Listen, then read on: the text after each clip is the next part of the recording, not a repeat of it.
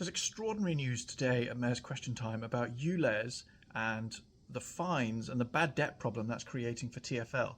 So you might have seen back in May, the Evening Standard reported that there were £220 million roughly of unpaid ULEZ fines, and actually that was most of the ULEZ fines that have been charged. Most of them weren't being paid and were still outstanding. I asked the Mayor about that today. We're now in September, so between May and September, it's gone from £220 million of ULEZ fines, bad debt, to £376 million. It's a huge sum of money for TfL, and it really creates two problems. On the one hand, the Mayor was talking tough about the fact that there will be court action, there'll be bailiffs against all of those people with their outstanding fines.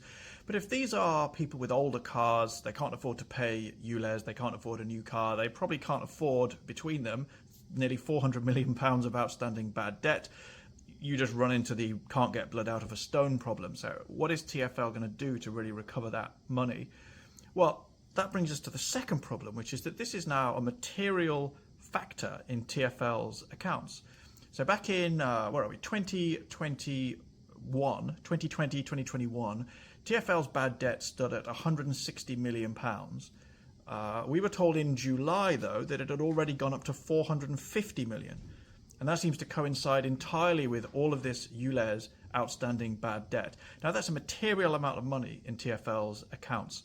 At some point, if they're not going to be able to collect it, and it does look unlikely, they're just going to have to write that off. So increasingly, TfL's budget, TfL's finances are a fiction, with perhaps £500 million, maybe more, still growing, of bad debt that is shown in their accounts as money that they have, but which they actually do not have and perhaps are unlikely ever to receive.